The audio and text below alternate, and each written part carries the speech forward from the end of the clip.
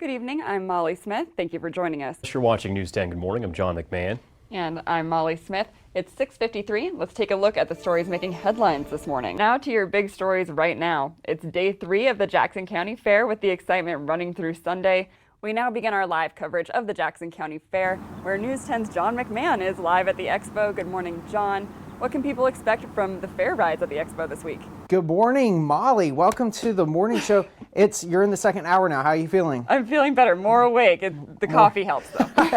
Here's meteorologist Holden LaCroix live from the News 10 First Alert Weather Center to check in on your weather. Holden, good morning. Welcome back, Molly. It's been a minute. How are you this morning? I couldn't stay away. I just had so much fun with you last time. You just had to come on back. You wide awake this morning? The folks at the Jacksonville Farmers Market got a pleasant surprise yesterday morning. At around 10 a.m., the Broadway Boomers gathered for a small flash mob, and thunderstorms dropped moderate rain on the Jacob City fire in Utah. While it's long been believed that the Supreme Court has the final word on controversial issues, some are saying not so fast when it comes to abortion. Oregon State Police are looking for information on a hit and run. They think it happened late Sunday night or in the early hours of Monday morning. And as cases of COVID-19 continue to climb because of the BA.5 variant, some public health providers are considering a return to mask mandates. City clerk was arrested for child porn charges, and this isn't the first time. The arrest follows a 9-month-long investigation. One suspect has been arrested after stabbing a person at Veterans Park in Medford last Friday. During MPD's investigation, officers were able to determine a suspect and a suspect vehicle. When deputies arrived, they found a car that had left the roadway, struck a tree, and went down an embankment.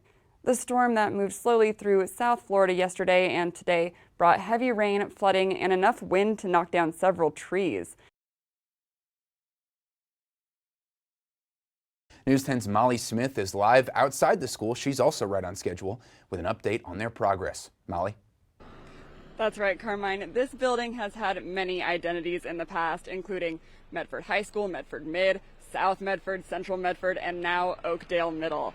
I spoke with Superintendent Brett Champion today. We talked staffing, timelines, boundaries, and building upgrades. This is an African-chested porcupine, and Helen actually gave me one of his porcupine spikes that I have in my hand, and it is very, very spiky and scary. So if they get startled or shocked, they could shoot these at you. So I'm going to be very calm and back up. She learned what the health department is doing to help. Yes, Carmine and Tyler, I am live outside of the Winco Foods in Medford, where their shelves are actually fully stocked with baby formula, but this is not the case for all of the grocery stores in the area. News 10's Mollie Smith was on the scene of the crash today and explains how the pilot and passenger made it to safety so quickly. It's tonight's top story at 5. At around 9:30 this morning, a 2002 Vans RVA single-engine plane crashed into the Rogue River here behind me near Ennis-Riffle County Park. Sheriff Dave Daniel with Josephine County Sheriff's Department said it was a soft landing and nobody was injured, and luckily a water rescue training was actually being conducted nearby, and the pilot and passenger were safely brought to shore. I'm here in White City, where Cascade Community Pool hosts Eagle Point, Prospect, and Butte Falls school districts for 1 week every year to provide free swim lessons to the 3rd grade students. The intersection of East Barnett Road and Stewart Avenue in Medford may just look like any other intersection, until you learn that this intersection has been the topic of many heated debates recently and is acting as a catalyst for a class action lawsuit against the city of Medford. They created a dilemma zone where you're not able to comply with the light when you're going the 35-mile-an-hour posted speed. Starting and stopping the video, I noticed that the timer shown for about 3 seconds. I thought that seems kind of short.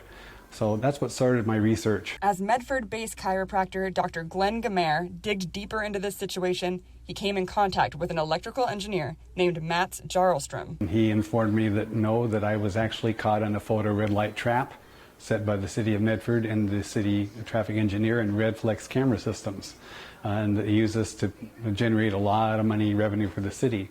ODOT follows guidelines set forth by the Institute of Transportation Engineers, or ITE. The old formula for yellow change interval calculated a minimum of 4 seconds for a 35-mile-per-hour speed limit, but the yellow light at Barnett and Stewart is only 3.5 seconds. But again, that was the old formula. As of 2020, ITE's extended equation for yellow change interval is 6 seconds, making the light at Barnett and Stewart illegally 2.5 seconds less than what is required by the state of Oregon. 35 miles an hour should be 4 seconds minimum. And that again is a minimum to go straight through an intersection, not to slow down to make a turn. Once you slow down or take an alternate route, it takes longer to cover that same distance. That's what's called the dilemma zone, where they time it so short that you can't stop in time and you can't make it through the intersection without violating the red signal. To put it into perspective, from 2017 to 2020, the Barnett-Stewart traffic light camera generated about $1.6 million in fines. But another intersection, McAndrews and Biddle, which has a 5-second yellow light, only generated about $520,000 in that same 4-year period. We can prove that they've done this willfully and with full knowledge that they've been operating this photo red light trap. The ultimate goal here is to get all of the traffic signals across the state of Oregon timed appropriately so we have safe intersections and then eventually across the country. I spoke with officers and detectives from both the Rogue Area Drug Enforcement Team and Medford Police Department about why fentanyl use has spiked and what is being done to combat rising fentanyl overdose and death numbers. One detective's face has been blurred out in this story to keep his identity confidential because he is involved in active undercover operations. When I first started years ago, having an overdose period was like shocking. Now, our guys are Narcaning people, it seems, on a regular basis. Authorities say that fentanyl has gained popularity because it's more addictive and provides a more intense high than methamphetamine or heroin.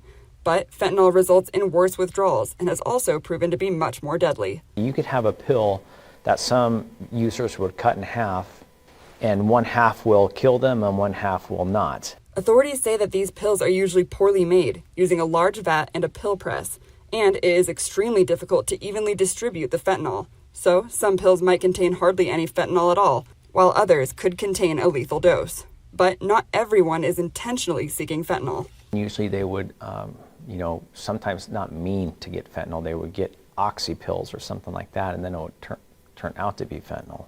The dealers are trying to put fentanyl and other drugs to get that person addicted to become a more reliable customer. From a business model, you could see how that would make sense. In 2021, Grants Pass Police Department responded to a total of 80 drug overdose calls, with only 5 being fentanyl related.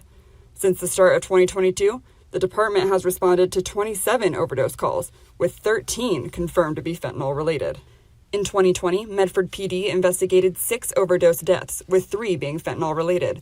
But in 2021, the department recorded a total of 48 overdose deaths, with 15 confirmed to be fentanyl related.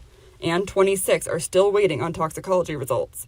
Statistics on 2022 overdose deaths are also awaiting toxicology results. People that are using know they have a problem. They know they need to get clean. They know they're not in a good way. But it's a very controlling drug. They're not doing it because they like it. No, you can't convince me that somebody is trying to do heroin and fentanyl because they love it. I've never met somebody that does it because they like it or love it. They do it because they don't want to get dope sick. And once you're on it, it's tougher than hell to get off of it, and that's the fact of the matter. These drugs are typically made in Mexico and travel up through California and into Oregon. Both agencies say that the main goal is to locate distributors and dealers to hopefully stop these drugs from entering the Rogue Valley. But another goal is just to help. As a police department, we need to continue to create awareness of the issue. We really need to get these folks into treatment, make sure they know how dangerous this drug is. Some people may be scared thinking, don't call the cops, we're using illegal drugs. But we need to overcome that and realize that somebody's life is much more important than any type of crime or even a violation. In all my years of working narcotics, most of the people that I encounter are truly good people, and that if they had their choice, they wouldn't be addicted to this stuff. Detective Hamilton said that he, along with other agencies, have gone to the legislature in an effort to pass an overdose death law in the state of Oregon, which would hold dealers accountable if someone overdosed and died because of a drug that they sold. Lieutenant Boudreau believes that part of the problem relates to flaws with Measure 110, the bill that decriminalized the possession of most illicit drugs. While he says he fully supports the bill's treatment-focused model, he's not seeing it fully executed the way it should be. In the studio, I'm Mollie Smith.